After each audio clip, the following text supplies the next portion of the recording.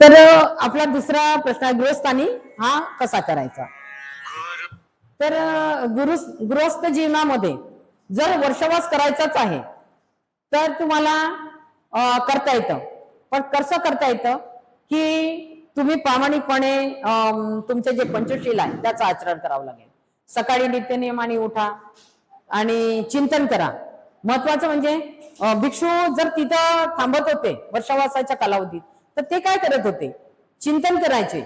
जे काही धम्मज्ञान त्यांना दिलेलं होतं बुद्धांनी त्या धम्मज्ञानावर ते चिंतन करायचे आणि मग जे गृहस्थ त्यांना भेटायला यायचे किंवा धम्मदेशना अर्जित करायला यायचे तर मग ते त्यांना तसं चिंतन केल्यानंतर ते प्रश्न त्याची समस्या सोडवण्याचा प्रयत्न करायचे, त्यांना सांगायचं.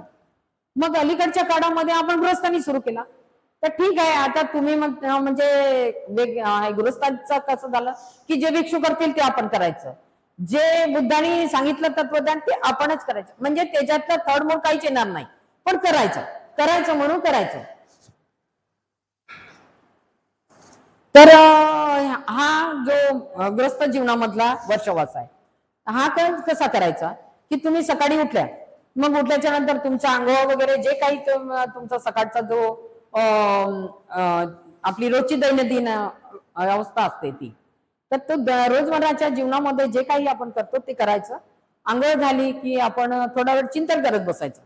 आपल्याला ध्यानात बसून काही ओघात व्हायचं नाही.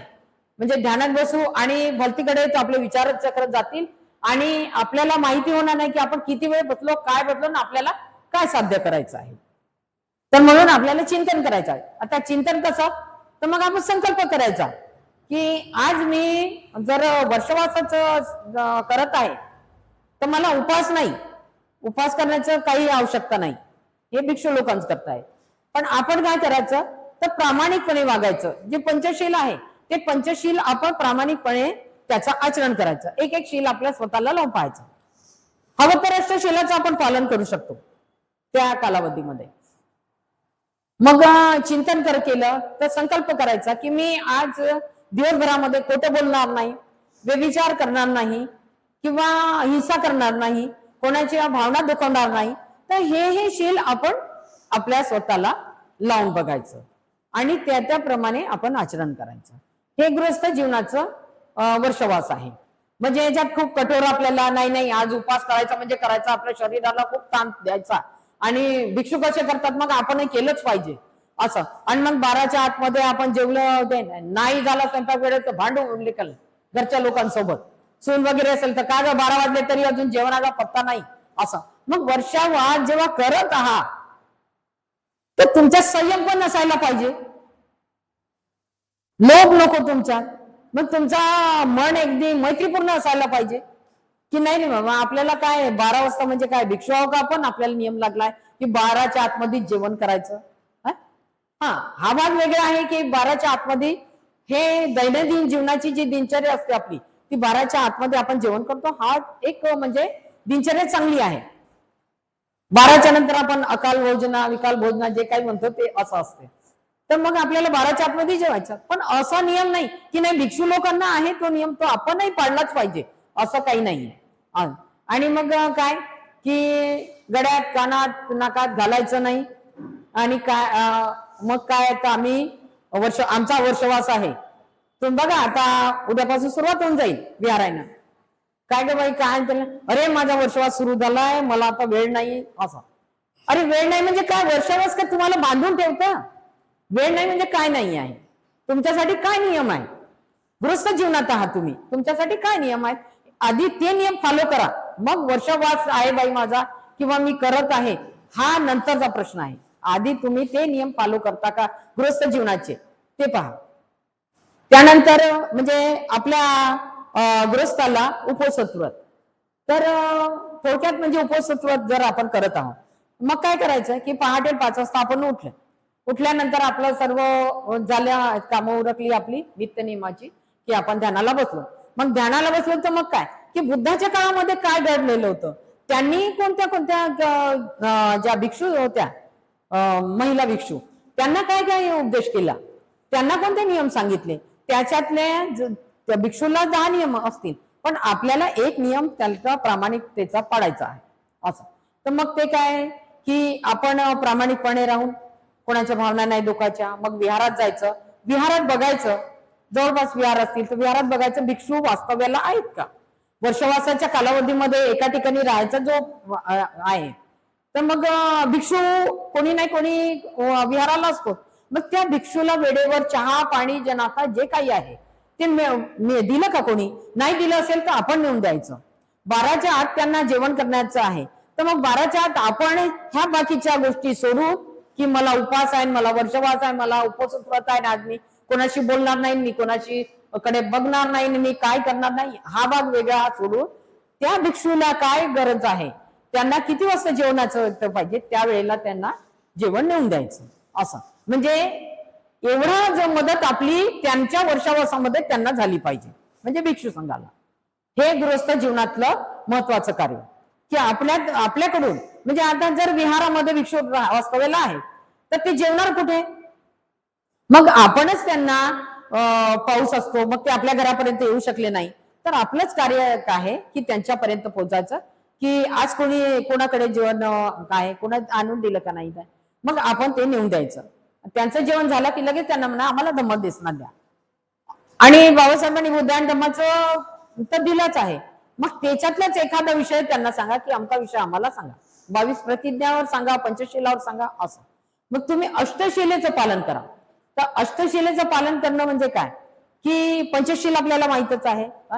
तर मग पंचशिलेच्या व्यतिरिक्त काय करायचं की त्या कालावधीमध्ये आपलं प्रामाणिक मत असं असायला पाहिजे, आपला संकल्प असायला पाहिजे की मी बुद्ध धम्माचं वाचन करणार आहोत तर ते बारकाईने मी समजून घेतलं पाहिजे. तर ते भिक्षू सांगत आहे तर पॉइंट टू पॉइंट मी नोट केलं पाहिजे. म्हणजे अदर काही दुसऱ्या गोष्टी नको, त्या गोष्टी आम्ही अर्जित केलं पाहिजे. धम्मज्ञान, मग धम्माचं ज्ञान किती सारं आहे असा, धम्माचा किती मोठा सार आहे. तर मग हळूहळू रोजच्या जीवनामध्ये आपल्या रोज जे जातो आपण ते आता उपवासाचं जसं आहे तर मग आपल्याला ग्रस्त जीवनाला मग आपल्याला प्रश्न पडतो की वर्षावास करायचा नाही तर काय करायचं आहे ना. बुद्धांनी जे सांगितलेलं आहे अष्टमी आहे, पौर्णिमा आहे, अमावस्या आहे, हे करू शकतो आपण. या 3 महिन्याच्या कालावधीमध्ये आपण ह्या गोष्टी करू शकतो. पौर्णिमाच्या दिवशी, अमावस्येच्या दिवशी, अष्टमीच्या दिवशी ह्या ज्या गोष्टी आहेत आपण त्या दिवशी ते कार्य करू शकतो. तर मग काय आहे की आपल्याला गळ्यातला त्रास देतो का, आपल्याला हातातला त्रास देते काय, आपल्याला आणखीन काही आभूषण त्रास देते का हे बघायचं. जर मला त्याच्याकडून त्रास होत नाही तर मग मी काय हे दोरे हाताला बांधू. बरेचशा भगिनी बघा गळ्यात कानात नाही माझा वर्षावास सुरू आहे ना म्हणून मला हे काही चालत नाही. निंदा चालतात तुम्हाला, भावना दुखावणं चालतात तुम्हाला, पण मग हे का चालत नाही. तर मग याचं महत्व तर तुम्हाला समजलं पाहिजे ना, हे का चालत नाही तर त्याचं महत्वही माहिती झालं पाहिजे ना असं. मग बाकीच्या वेळेला मेकअप करणं चालतं तुम्हाला असं. आणि मग काय तर वर्षवास आहे.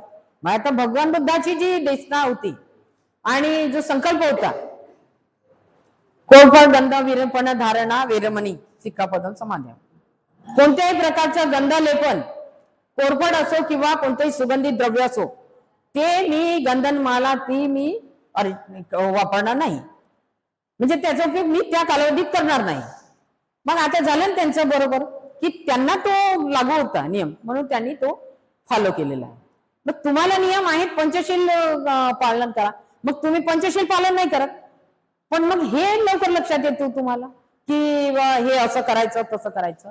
तर हे सुद्धा आपण जाणून घ्यायचं त्या कालावधीमध्ये काय केलं पाहिजे वर्षवासाच्या कालावधीमध्ये.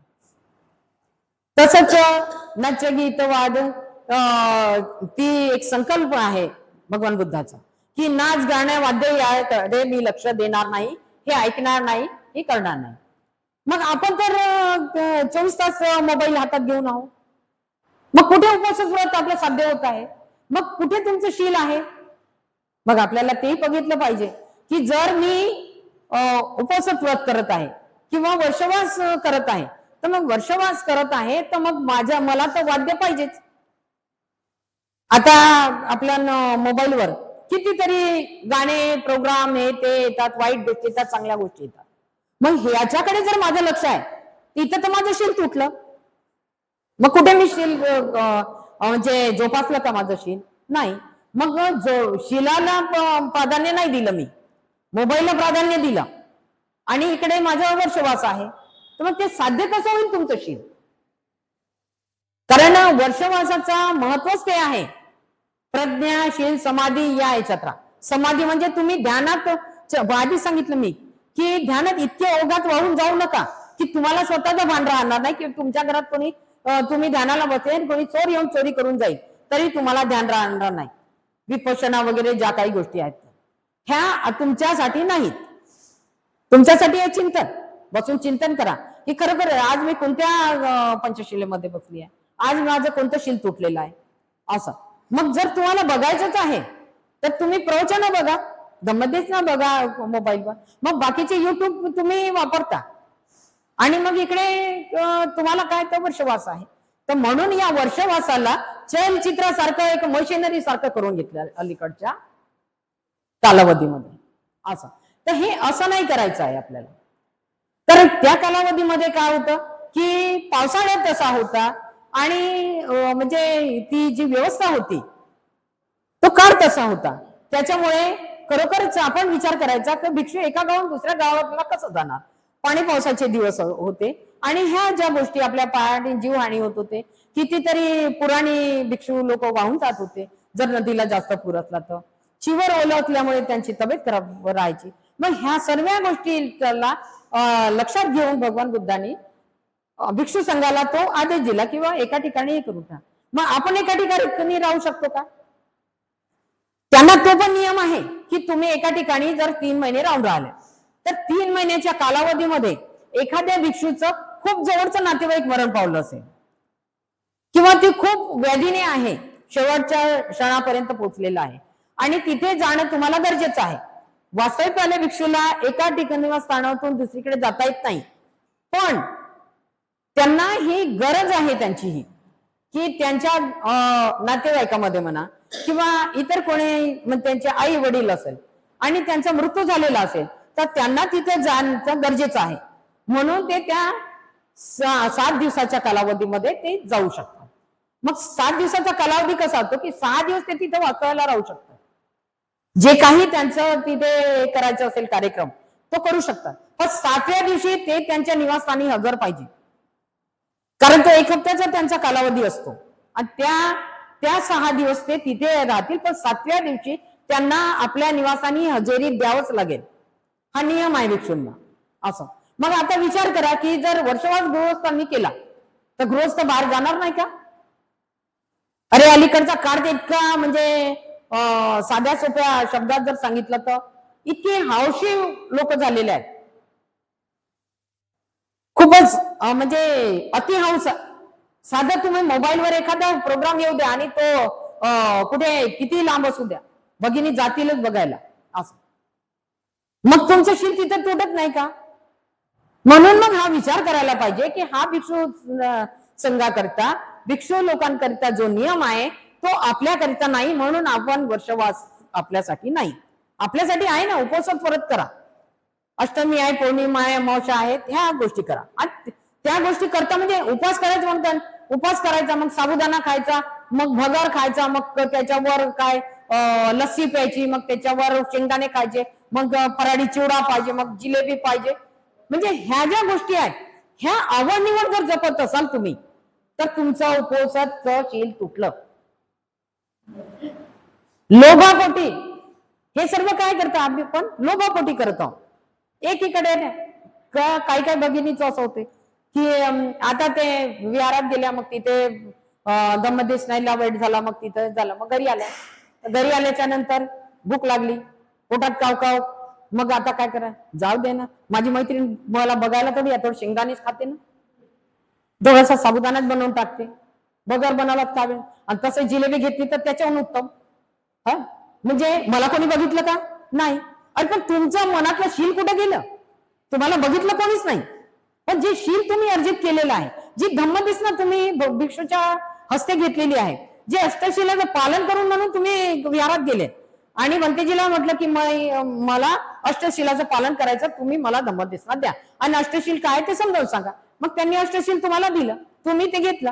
मग घेतल्याच्या नंतर घरी आले, शेंगदाणे खाऊन राहिले, जिलेबी खाऊन राहिले, तुमचं शील तर तुटलं.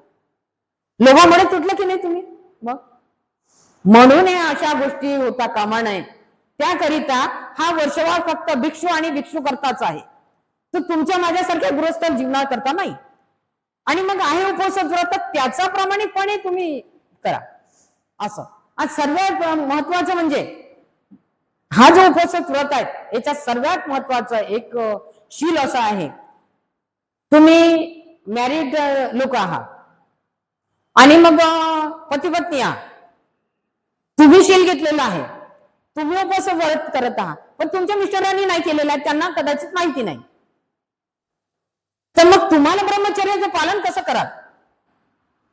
म्हणून याकरिता सर्वात माझा उपवास व्रत करत आहात तर ब्रह्मचर्याचं काटेकोरपणे पालन करा. कारण भिक्षू जे आहेत ते ब्रह्मचर्याचं पालन करतात. मग तुम्ही गृहस्थ जीवनातले लोक आहात, मग कोणी पाहिलं पाहिजे, काय पाहिलं पाहिजे, कोणी याचं लक्षच नाही, मी तर इतका जोरदार करते माझ्यासारखा कोणी करतच नाही. असा हा जो अहंकाराचा भाव आहे हा बाजूला टाका. तिथंच विचार करा की सर्वात पहिलं शील जर गृहस्थ जीवनातलं असेल तर तुमचं ब्रह्मचर्याचं पालन आहे, आणि ते जर तुमच्याच्याने होत असेल तर तुम्ही उपवास व्रत करा आणि वर्षवास जे काही वर्षवासाची आहे सुरुवात ते करा. तुम्ही वर्षवासाची सुरुवात 4 दिवस करू शकता, त्यानंतर 4 दिवस केले समाप्त, माझं इथं वाचन सुरूच आहे. असं म्हणजे वर्षवासाच्या कालावधीमध्ये तुमच्यासाठी भरपूर अभ्यास आहे ना, बुद्ध आणि धम्माचा अभ्यास आहे.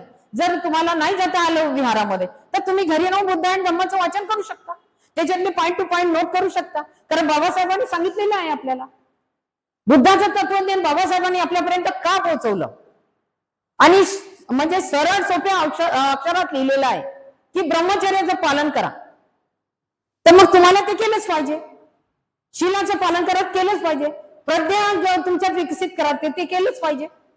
मग अलीकडे तुम्ही शेजाऱ्याला दूरदृष्टीने पाहता, नाही तिचं असं तसं, लगेच विहारामध्ये जमा झाले की काय अगं ती टमकी नाही आली, हा तिचं सुरूच राहते, अगं ते असं, अगं ते तसं, असं म्हणजे तिच्या ज्या गोष्टी आहेत त्या तुम्ही सांगता. इकडे वर्षवास करतो बाई, म्हणजे काय, कुठे आहे शील, मैत्री कुठे आहे तुमची, प्रज्ञा कुठे गेली तुमची, शील कुठे गेलं तुमचं? तर ह्या गोष्टी जे आहेत ह्या करून घ्यायला पाहिजे. तर बुद्धाच्या काळामध्ये बुद्धाने जे संबोधी प्राप्त केली, तर संबोधी प्राप्त केल्याबद्दल संबोधी प्राप्त केल्याबरोबर ते लगेच उठून दुसऱ्याला सांगायला लागले की आपल्याला किती घाई येते, वर्षवास सुरू झाला म्हणजे कोणाला सांगू कोणाला नाही, मी तर कालपासून उपाय करत आहे वर्षवास करायचं. पण बुद्धाला संबोधी प्राप्त झाल्याबरोबर बुद्धाने इतकी घाई केली का 10 दिवसाला बावळटल्यासारखं फिरून? असं आधी बुद्धांनी तिथे 7 दिवस ज्या ज्या वस्तूने त्यांना मदत केली संबोधी प्राप्त करायला, त्यांनी एहसान मानले प्रामाणिकपणे, त्यांना धन्यवाद दिले त्यांनी की ज्या पाषाण्यावर मी बसून संबोधी प्राप्त केली त्याचे धन्यवाद मानले. आपण म्हणे निर्जीव दगड, त्याचा काय धन्यवाद मानाचा, बसलो होतो झालं ज्ञान माझ्या याच्याने दिलं, म्हणजे अहंकाराने माझ्यामुळे प्राप्त झालं, मी कसोटीला उतरलं म्हणून प्राप्त झालं. पण भगवान बुद्धांनी तसं केलं काय? नाही. मी या शिलावर बसले, या शिलावर बसले म्हणूनच मला संबोधी प्राप्त करण्यासाठी मदत झाली. हे जे झाड होते बोधिवृक्ष, त्या बोधिवृक्षाच्या सावलीमुळे मला ते संबोधी प्राप्त व्हायला मदत झाली, कारण तो बोधिवृक्षाने मला सावली दिली, म्हणून ऊन वारा पावसापासून मी वंचित होतो आणि मी हे संबोधी प्राप्त करू शकलो. असं ह्या 10 दिशेचे माझ्यावर उपकार आहेत की या 10 दिशेने मला सपोर्ट केला म्हणून मला संबोधी प्राप्त झाली. त्याच्यानंतर मग ते सर्वांचं जेव्हा धन्यवाद व्यक्त केलं त्यांनी, आणि त्यानंतर मग ते तिकडे गेले. मग आता कोणाला सांगायचं? मग त्यांच्या लक्षात आलं, सरांनी सांगितलंच की जे पंचवर्गीय भिक्षू होते त्यांना सोडून गेलेले होते, त्या मृगदायांना हे ज्ञान अर्जित करावं लागेल, आणि ते तिथे जाऊन त्यांना मग हे केलं. त्याच्यानंतर तो संघ निर्मित झाला, त्यानंतर हे वर्षवासाला प्रारंभ झाला. तर थोडक्यात सांगायचं म्हणजे काय की ज्या ज्या लोकांनी आपल्याला मदत केलेली आहे त्या लोकांचे प्रामाणिकपणे धन्यवाद मानणे की नाही या व्यक्तीमुळे मला हे झालं, तर हे खूप चांगली गोष्ट आहे. आणि हा कालावधी आपल्याला भेटतो.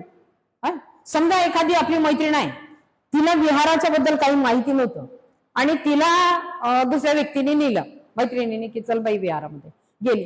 तिला ते धम्मज्ञान तिच्या कानावर पडलं आणि तिला ते चांगल्या गोष्टी ऐकायला मिळाल्या.